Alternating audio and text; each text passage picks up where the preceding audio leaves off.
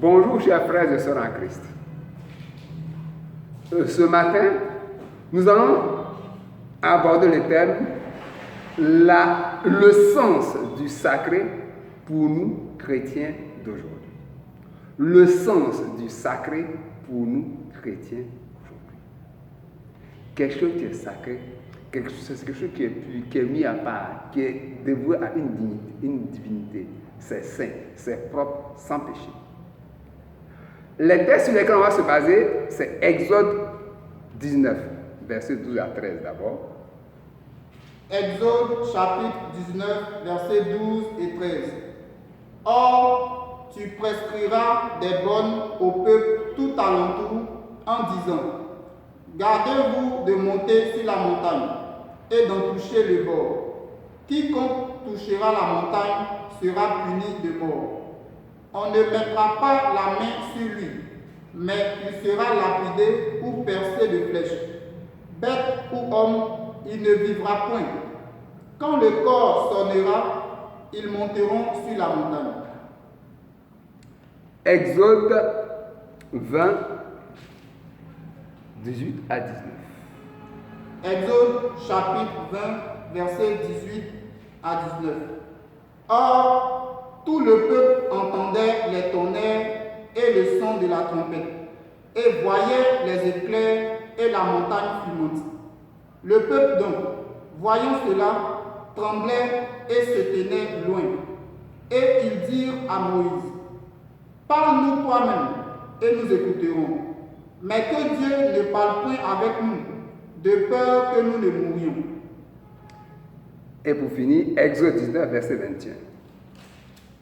Exode chapitre 19, verset 21. Et l'Éternel dit à Moïse: descends, somme le peuple de ne point faire irruption vers l'Éternel pour voir, de peur qu'un grand nombre d'entre eux ne périsse. Israël sort d'Égypte, il arrive au désert et Dieu l'invite au Sinaï pour qu'il reçoive sa parole. Moïse monte donc pour recevoir les 10 commandements et tout le reste. Et ce qu'on entend, ces paroles, ont lieu au moment où Israël va réellement découvrir la personnalité de ce Dieu qui les a sortis d'Égypte. Sa puissance, sa force, ce qu'il est réellement. Ils se rendent compte que c'est un Dieu à part. Il est terrible. Il ne doit pas toucher à la montagne. Celui qui touche, homme ou bête, on le lapide ou on le perce avec l'épée. Et en plus, ils disent à Moïse, pardon, avec ce qu'on entend, ce qu'on voit, toi, il faut venir nous parler. Il ne faut pas que Dieu nous parle, sinon on va mourir. Puis, Dieu dit à Moïse, va dire au peuple que personne ne doit se presser pour venir voir. Pourquoi? Parce que le Dieu de la Bible, le Dieu créateur, n'est pas une curiosité. On ne vient pas le voir pour voir, on ne vient pas le voir pour aller bavarder. C'était une réalité. Et c'est ce que le peuple expérimentait et c'était effrayant. Le Dieu de la Bible est particulier. Il est le créateur. C'est une exclusivité indispensable. Et dans sa sainteté, il est à part. Ésaïe refait l'expérience, mais d'une autre façon. Ésaïe 6, versets 1 à 5. Ésaïe chapitre 6, versets 1 à 5. L'année de la mort du roi Osias, je vis le Seigneur assis sur un trône haut et élevé, et les pans de son vêtement remplissaient le temple. Des séraphins se tenaient au-dessus de lui, et chacun d'eux avait 6 ailes. De 2, ils couvraient leur face, de 2, ils couvraient leurs pieds, et de 2, ils volaient. Ils criaient l'un à l'autre et disaient: Saint, Saint, Saint est l'Éternel des armées. Toute la terre est pleine de sa gloire. Les fondements des seuils furent ébranlés par la voix de celui qui criait, et la maison fut remplie de fumée. Alors je dis, malheur à moi, je suis perdu, car je suis un homme dont les lèvres sont impures, et je demeure au milieu d'un peuple dont les lèvres sont impures, et mes yeux ont vu le roi, l'Éternel des armées. Ici, Ésaïe voit Dieu, mais au ciel, en présence des anges, qui s'écrit Saint, Saint, Saint est le Seigneur, l'Éternel Dieu des armées. Et il dit, malheur à moi, parce qu'il a senti aussi le danger. Il est indigne de s'approcher de ce Créateur. Voici le Dieu de la Bible, le Dieu qu'on appelle le Dieu d'Israël, et qui aujourd'hui, par Jésus-Christ, est notre Dieu, le Dieu des chrétiens. Habakkuk ajoute en disant de Dieu, tes yeux sont trop purs pour voir le mal. Habakkuk 1,13. C'est dire que ce Dieu-là, le péché n'entre pas à son présence. Sa présence est sainte. C'est quoi disait à Moïse? Ôte tes souliers de tes pieds, car l'endroit où tu es saint. Quand Dieu met quelque chose à part, quand quelque chose est utilisé pour lui, c'est sacré, c'est saint, c'est à respecter. Et les Juifs le savaient. La norme de la puissance de Dieu dans l'Ancien Testament, c'était la sortie d'Israël d'Égypte et de la traversée de la mer Rouge. On n'avait jamais vu ça. C'est une exclusivité. Et quand on me parle de la puissance de Dieu dans l'Ancien Testament, on fait toujours référence à cette expérience-là. Et dans le Nouveau Testament, la norme de la puissance de Dieu, ce qui marque la puissance de Dieu, c'est la résurrection de Jésus-Christ. C'est un fait unique également. Le monde n'a jamais vu ça. Et c'est le même Dieu qui a fait cette chose. Le Dieu qui s'est révélé au Sinaï et le Dieu qui se révèle en Christ.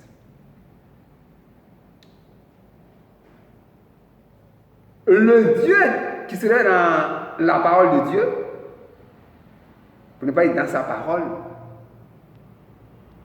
est unique.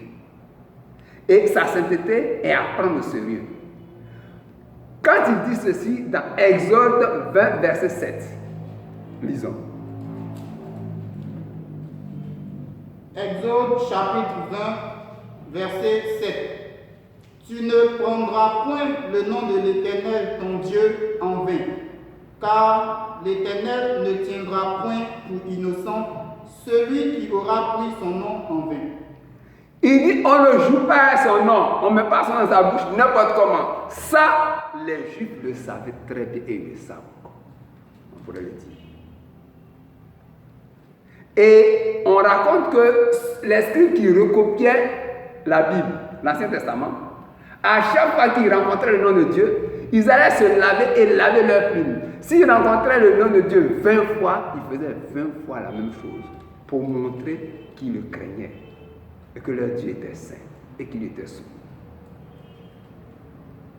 Voici comment la sainteté, le sacré était perçu.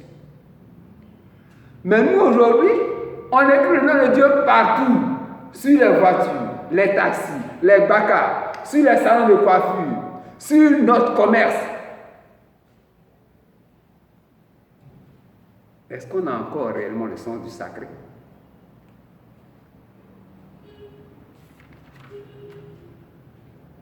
Est-ce qu'on craint Dieu?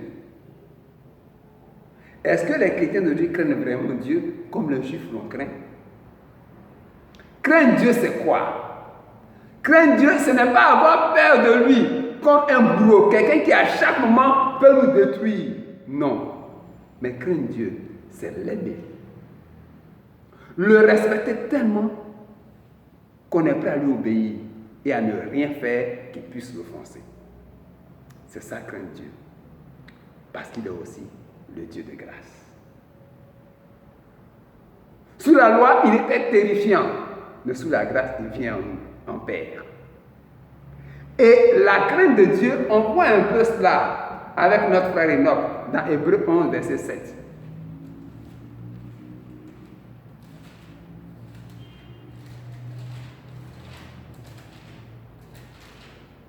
Hébreux chapitre 11, verset 7. Par la foi, Noé, divinement averti des choses qu'on ne voyait point encore, fut rempli de crainte et construisit une arche pour le salut de sa famille. Par elle, il condamna le monde et devint héritier de la justice qui est selon la foi. On dit qu'il était saisi de crainte. En second, on dit saisi d'une crainte respectueuse. Donc, craindre Dieu, c'est le respecter. Tellement qu'on ne peut pas l'offenser. Donc, on lui obéit, on lui soumet notre vie. C'est ça la crainte de Dieu. Le Dieu est sacré. Notre Dieu est sacré. Et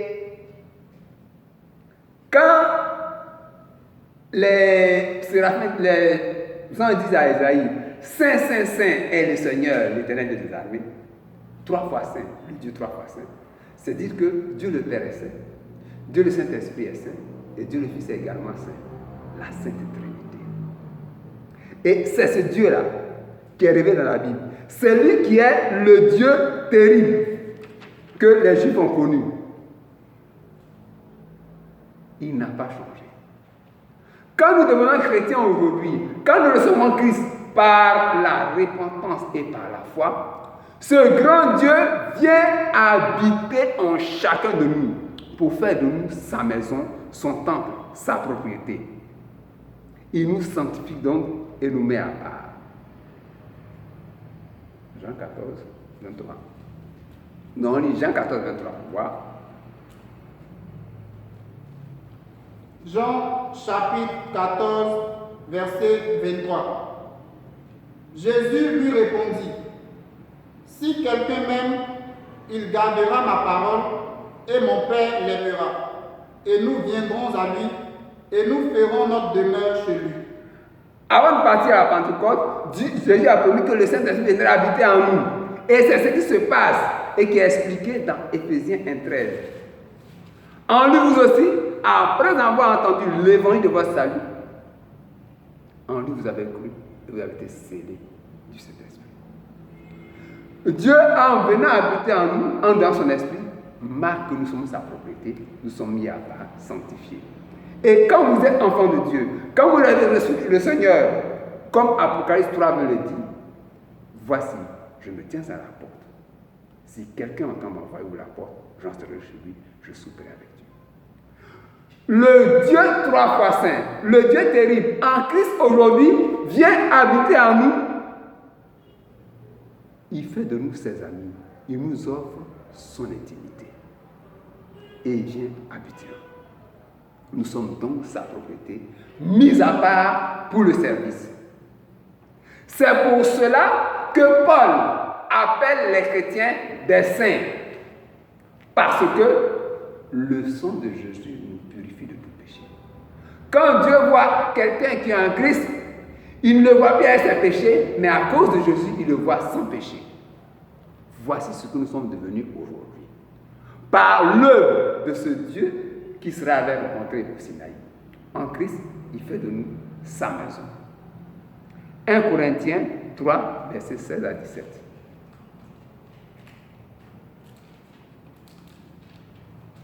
« 1 Corinthiens chapitre 3, versets 16 à 17.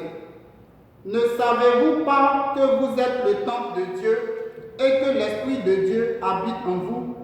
Si quelqu'un détruit le temple de Dieu, Dieu le détruira, car le temple de Dieu est saint et vous êtes ce temple. » Car le temple de Dieu est saint et vous êtes ce temple.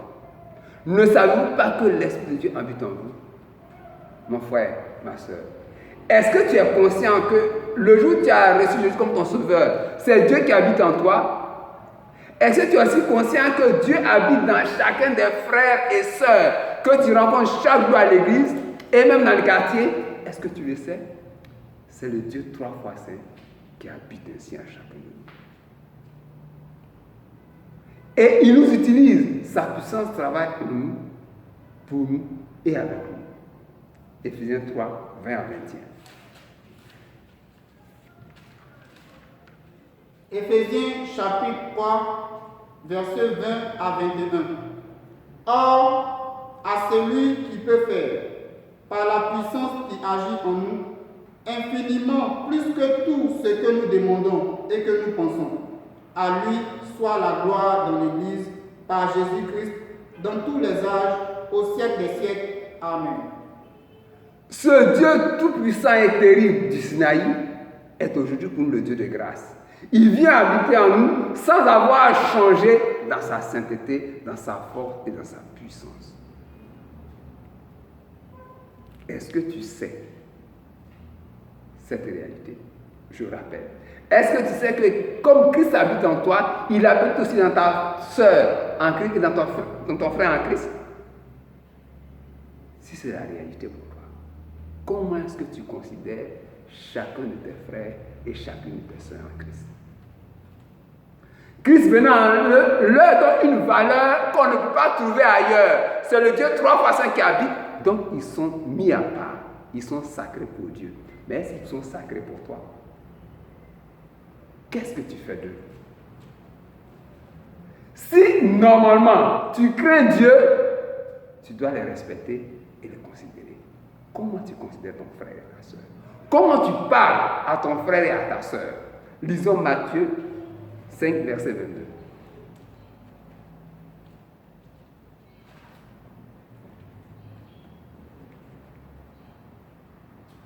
Matthieu chapitre 5, verset 22. Mais moi, je vous dis que quiconque se met en colère contre son frère sans cause sera punissable par le tribunal. Et celui qui dira à son frère, Raka, homme de rien, sera punissable par le conseil.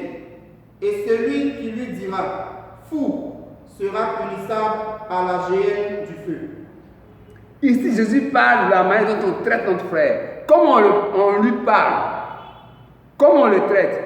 Raka, c'est une injure. Fou, c'est une injure. Sais-tu que lorsque tu insultes ton frère, c'est Christ qui est en lui que tu insultes? Il me semble que les chrétiens ne le savent plus. Depuis le jour où la personne est devenue chrétienne, elle n'est plus à elle. Elle appartient à Christ que tu adores. Donc si tu adores Christ, si tu respectes le Seigneur Jésus, il faut respecter ton frère et ta soeur en Christ. C'est comme ça que tu montres que tu crains Dieu, que tu aimes Dieu et que tu le connais vraiment. Notre devoir, c'est de vivre au quotidien cette sainteté. Avoir ce goût, ce sens du sacré qui permet aux autres de connaître Dieu et de s'approcher de lui. Et qui permet à nos frères et sœurs d'être à l'aise et d'avoir envie d'adorer ce Dieu. C'est notre comportement qui fait que l'Église est comme ça aujourd'hui et même que le monde est comme ça. Parce qu'on n'a plus la crainte de Dieu. On a perdu le sens du sacré. On prend trop de liberté. Quelle liberté tu as pris jusqu'ici, pardon. Est-ce que tu as fait de ton frère ta soeur ce que tu veux? Arrête-toi et comprends que Christ est en lui. Et fais attention. Notre comportement est coupable. Regardons Romains 2, 24. C'était ça. Romains chapitre 2, verset 24. Car le nom de Dieu est blasphémé à cause de vous parmi les gentils, comme cela est écrit. Dans ce monde-là, c'est les chrétiens même qui font que le nom de Dieu est gâté, que les gens ne veulent pas venir à l'église. Notre comportement les uns envers les autres n'est pas bon. Il n'est pas ce qu'il faut. On ne respecte pas l'autre. On ne respecte même pas ce qui est à Dieu. Est-ce qu'on sait qu'on est appelé à être saint? Cette sainteté, elle nous est acquise, mais on doit la démontrer chaque jour de notre vie, les uns vis-à-vis des autres et à travers et vis-à-vis de tous ceux qu'on peut rencontrer. On doit montrer qu'on est différent. C'est pourquoi nous sommes témoins de Christ. C'est par la façon de vivre qu'on montre qu'on est témoin. Chers frères et sœurs, arrêtons-nous, regardons notre comportement depuis et prenons le temps pour penser. Est-ce qu'on crée vraiment Dieu? Est-ce qu'on le respecte? Est-ce qu'on aime vraiment Dieu? Est-ce qu'on l'aime? Alors on doit respecter et aimer notre frère. Si tu ne respectes pas quelqu'un, c'est que tu ne l'aimes pas. L'amour et le respect vont ensemble. Et c'est ce qu'elle a dit dans cette leçon. Est-ce qu'on peut apprendre ça? On peut réapprendre à vivre normalement ensemble. C'est là que Dieu nous attend. Il faut avoir le goût du sacré, le sens du sacré et le démontrer au quotidien par notre vie de tous les jours, en obéissant au Seigneur qui nous a sauvés. Que Dieu ait pitié de nous et qu'il nous donne de respecter nos frères et sœurs pour que les gens aient envie de connaître Jésus-Christ. Au lieu de créer du désordre et faire du bruit dans l'église par notre mauvais comportement, sachons-nous parler les uns les autres avec amour et nous respecter comme Dieu nous a considérés aussi. Amen.